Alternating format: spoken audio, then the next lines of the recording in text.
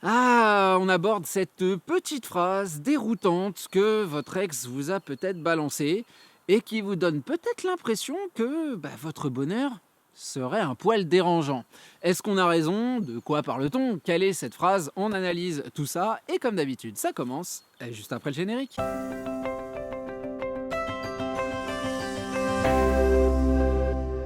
Salut à vous, c'est Jean-Baptiste de jbmarcy.com, ravi de vous retrouver aujourd'hui pour continuer nos réflexions autour de votre reconquête amoureuse. Et cette semaine, on s'intéresse à cette petite phrase que vous avez peut-être entendue et qui vous a paru déroutante parce que vous vous êtes dit, tiens, on dirait que mon ex n'est pas si heureuse que cela, que j'aille bien aujourd'hui. Et cette phrase que vous avez peut-être ressentie avec une pointe de dédain, de déception, de condescendance, que sais-je, hein, difficile de mettre des mots sur nos ressentis, mais on a eu quelqu'un face à nous qui nous a dit, bah décidément, t'as l'air d'aller bien mieux, hein, t'as l'air d'être vraiment heureux, t'as l'air de bien t'en sortir, t'as l'air de ne pas si être triste que ça, quelle que soit la formulation. On comprend un petit peu l'idée et chez nous, encore une fois, la compréhension, c'est que ça ne nous est pas adressé véritablement comme quelque chose de positif, comme un compliment, comme quelque chose sur lequel on peut construire ensemble. Alors pourquoi? Pourquoi est-ce qu'une personne qui me fait souffrir, une personne qui a choisi la séparation, qui devrait aujourd'hui être dans peut-être pas l'extase, mais en tout cas, oui, cette voie du bonheur, hein. On a pris une décision, aujourd'hui on a ce qu'on voulait, moi j'ai été laissé de côté, j'essaye de me reconstruire, je veux mener ma reconquête amoureuse, donc je communique, et puis j'ai du respect pour cette personne-là, donc je veux un échange, et là on a l'impression que finalement, mon évolution personnelle, le sourire que j'ai aux lèvres, serait presque un problème.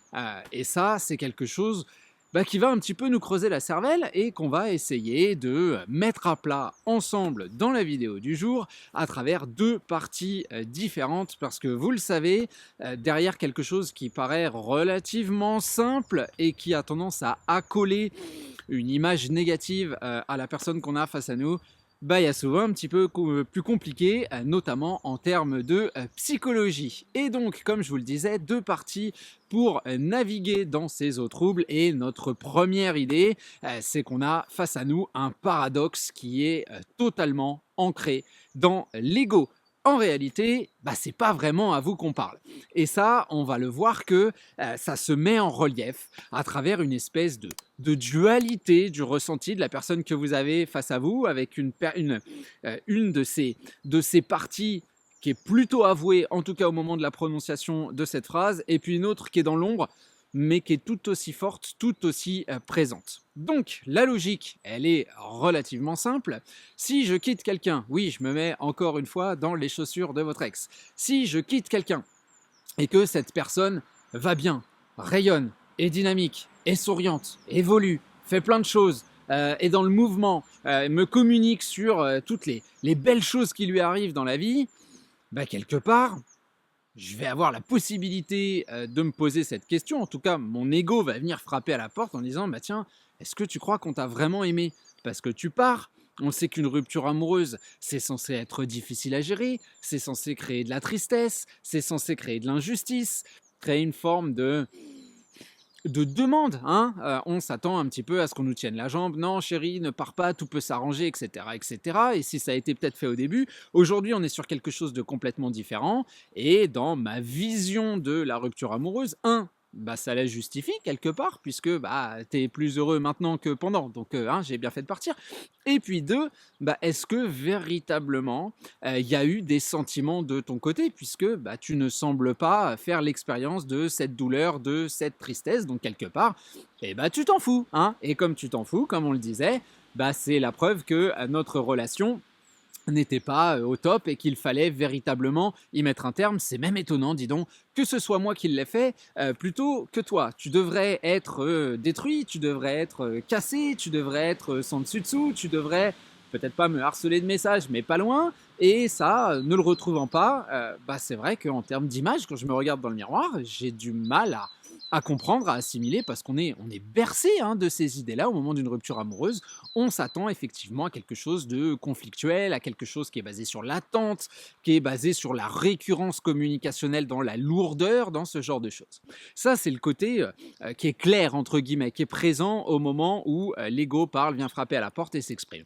De l'autre côté, il y a le côté un petit peu inavoué, c'est que si tu vas mal, si tu allais mal, et si tu me communiquais ce mal-être, cette douleur, cette injustice, bah là on retombe dans tout ce qu'on a l'habitude de discuter ensemble, très clairement. Ce n'est absolument pas agréable, ce n'est absolument pas attirant, et puis surtout, bah, ça crée une énorme forme de culpabilité.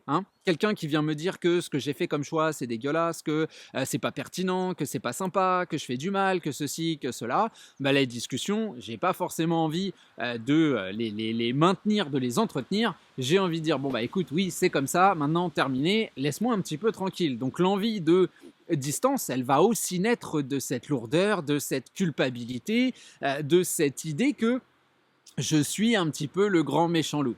Et on se dit, bah merde, pardon pour le vocabulaire, mais si je vais bien, c'est pas bien. Si je vais mal, bah finalement, c'est pas bien non plus. Et si je vais bien, bah il faudrait que j'aille mal. Et si je vais mal, bah il faudrait que j'aille bien. En réalité, la simple conclusion à tirer de tout ça, c'est que c'est pas votre bonheur qui dérange l'ex en question. C'est pas le fait que vous alliez mieux.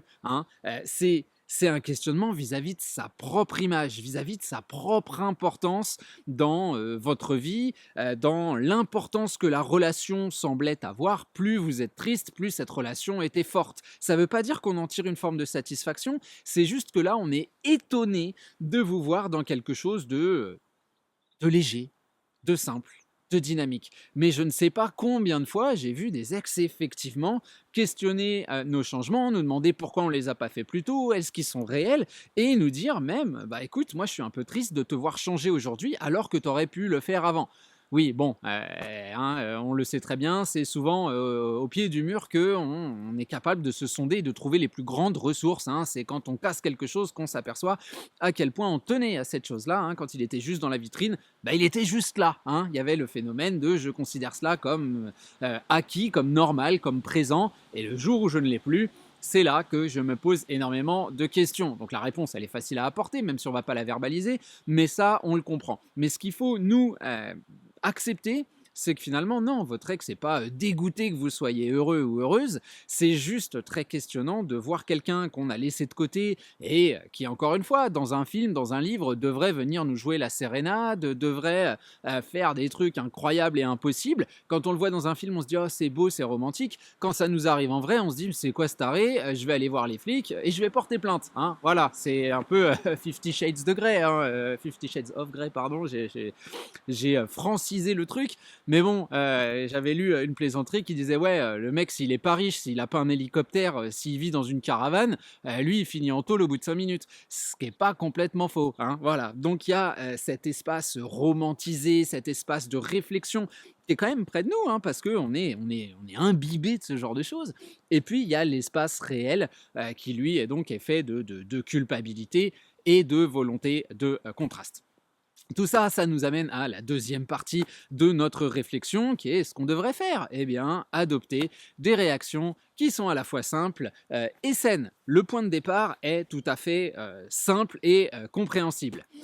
Pour nous, notre théorie, c'est que la tristesse, la douleur, l'injustice, moi, j'appelle ça une boule d'énergie, vous le savez. Alors oui, c'est une boule d'énergie négative. C'est pas parce qu'on vit dans quelque chose de négatif que cette négativité, il faut la visualiser comme un espèce de boulet qu'on aurait au pied et qui nous pousse nécessairement à la contemplation de cette douleur et finalement à l'immobilisme. Le premier réflexe, en tout cas intellectuel, de l'être humain dans une phase de difficulté, c'est de se demander comment il va s'en sortir. La première pensée de la personne qu'on enferme dans une, je sais pas, dans une cellule, dans une cave, c'est de se dire comment est-ce que je vais sortir de là. La première idée, c'est pas de s'asseoir dans la pénombre et d'attendre de mourir la gueule ouverte. Très clairement, on veut évoluer, on veut se retourner, on veut se relancer après une situation difficile en se raccrochant à cette énergie positive et ce mouvement humain qui est le fait que on apprend de nos erreurs et puis vu les conneries que j'ai pu faire, je peux faire que mieux plus tard, hein, ce qui est tout à fait légitime, tout à fait normal. Est-ce que cette idée que cette énergie qui était une énergie négative, que moi je vois aujourd'hui, j'essaye de transformer avec mes petites mains et à force d'efforts et à force de temps en quelque chose de positif, quelque chose de motivant, quelque chose qui me pousse à prendre conscience de ce qui s'est passé, prendre conscience de mes lacunes, prendre conscience d'Étienne, prendre conscience d'une communication mal maîtrisée, d'événements qui ont été problématiques, tout ça, cette prise de conscience-là, en faire des actions qui matérialisent une volonté d'évolution, de changement et embrasser ces nouvelles idées pour devenir, grosso modo, une meilleure version de moi-même, c'est pas quelque chose, encore une fois, qu'on peut vous reprocher, et c'est sans doute quelque chose que vous avez envie de verbaliser. Le problème de cette verbalisation, c'est comme la plupart des verbalisations dans le processus de reconquête amoureuse, c'est qu'on peut vous y opposer un « ouais, mais c'est trop tard, fallait y penser avant, je te crois à moitié, les gens ne changent pas, tatati, tatata ». Du coup, moi, l'étape de verbalisation, je préfère qu'on la laisse de côté et qu'elle vienne, si elle devait vraiment advenir, qu'elle arrive plutôt à travers du sens de la répartie, à travers des traits d'humour, à travers de la légèreté, avec des images, avec quelque chose qui n'est pas une explication de texte, hein, parce que le but, c'est pas de souffler la personne qu'on a face à nous, de lui tirer le tapis sur lequel elle marche, de la faire tomber sur le cul et de se dire « Ah, c'est fantastique ». Non, encore une fois, ça c'est M6. Hein. Dans le monde réel, on est dans quelque chose de beaucoup, beaucoup plus simple et qu'on veut, nous, beaucoup plus sain. Donc oui, on veut cette idée de manifestation de l'évolution, mais ce qu'on doit à tout prix éviter, c'est la démonstration. Et malheureusement, aujourd'hui, et j'ai envie de dire, au fur et à mesure des années, hein, je vous le disais dans la dernière vidéo, 10 ans que je fais ce boulot et 10 ans que ce que je vais dire maintenant s'empire. C'est que la communication sur les réseaux sociaux, aujourd'hui, j'en viens parfois à des analyses où on me dit « Ah ouais, alors là, on a regardé ma story, alors là, on a mis un like, là, on a mis des petites flammes, est-ce que tu penses que… » Non, je pense pas. Je suis pas une personne de réseaux sociaux. Je pense que la vie, elle est sur le terrain et que malheureusement, le réseau social, aujourd'hui, c'est juste l'enjeu de la démonstration. Voilà, ça ne sert qu'à ça, à faire semblant d'avoir une super vie ou des super problèmes, mais il faut être exceptionnel, il faut être vu, il faut être entendu, il faut être lu. Si vous faites passer tous vos mouvements, toutes vos rencontres, tous vos apprentissages par ces canaux-là, qui ne sont même pas des canaux directs, on a vraiment l'impression que vous êtes en train de vous vendre, que vous êtes en train de fabriquer un personnage qui, finalement, ouais, peut être étonnant, peut être choquant pour la personne que vous avez face à vous. Moi, je suis contre cette démonstration. On veut que ce soit réel, on veut que ce soit naturel, on veut que oui, il y ait du sourire, on veut que oui, il y ait une énergie, mais que ce soit transmis à travers le partage, pas à travers quelque chose qui est adressé au grand œil et que peut-être tu verras avec des hints, avec des clins d'œil ou carrément de la verbalisation en disant tu sais, maintenant je fais ça, je fais ça, je fais ça, donc j'ai appris ça, donc j'ai compris, donc on devrait retenter parce que je suis plus le même homme, je suis plus la même femme. Ça, on est bien d'accord que c'est même plus un argument de vente, là c'est les témoins de Jéhovah qui viennent frapper à la porte, quoi, hein, très clairement. Donc non plus, mais cette idée de démonstration est effectivement extrêmement présente et c'est un risque, oui, là pour le coup, qui risque de se retourner contre nous, hein. C'est ce que je vous disais tout à l'heure. Quelqu'un qui verrait par inadvertance ou parce qu'on est toujours amis sur ces réseaux-là, que vous voyagez à gauche à droite, que vous mettez des photos de personnes potentiellement séduisantes en plus, qui correspondent à à votre orientation sexuelle, où on pourrait croire que peut-être vous êtes en couple, ou des photos à moitié coupées, super retouchées, des restos, des machins, des trucs, et je flambe, et machin, et comme on le voit souvent, hein, très clairement. Oui, voir ce genre de choses, on peut se dire, écoute, il ou elle a l'air vachement plus heureux maintenant que pendant qu'on était ensemble. Donc là, si je me fie à ce que le grand œil m'envoie comme information, bah, moi j'étais plus quelqu'un qui le tirait vers le bas ou voilà, hein, qui l'empêchait d'avoir ce niveau d'épanouissement qu'on a face à nous. Donc on va pas revenir en vous disant «Ah moi aussi je veux venir au Mexique avec toi en hélicoptère et faire du jet ski», hein. Non, au pire on va regarder, on va se dire: «Ah le bâtard» et puis on va passer à autre chose en se disant: «Bon bah il a de la chance, peut-être que dans une autre vie on aurait pu faire ça ensemble. Un peu deg qu'il le fasse maintenant et pas avec moi à l'époque. Bon bah tant pis, moi j'en ferai avec quelqu'un d'autre». Enfin la logique elle reste très simple, hein, dans la tête de l'être humain quand on voit ce genre de choses. Quelqu'un qui vous en met plein les mirettes, vous allez rarement gratter à sa porte en lui disant «Et moi s'il te plaît j'en veux, j'en veux, j'en veux». Enfin je veux dire non, on a en plus tendance en France à voir la réussite, surtout celle qui est surexposée, comme un critère ultra négatif, hein. Comme cette volonté d'être un but de sa personne, ce genre de choses. Il y a des pays où le rapport à l'argent, le succès sont pas du tout les mêmes, où on est basé sur les success stories et ça nous motive. En France, non. Et c'est pas une critique vis-à-vis de la France parce que j'y suis plus et je crache dans le beurre. J'adore mon pays. On pourrait penser que, enfin, se demander duquel je parle. Bah, j'adore les deux. J'adore la France, j'adore la Suède. Je reviens constamment en France. Je suis un pro-parisien. Je suis fier de ma ville. Je trouve que c'est la plus belle ville du monde. Je suis chauvin à mort. Mais il faut aussi être objectif. On a un esprit extrêmement critique et on peut être excessivement con. Voilà, comme plein d'autres cultures hein, ont leurs bêtises, vous inquiétez pas, on a des sacrées couches aussi ici en Suède.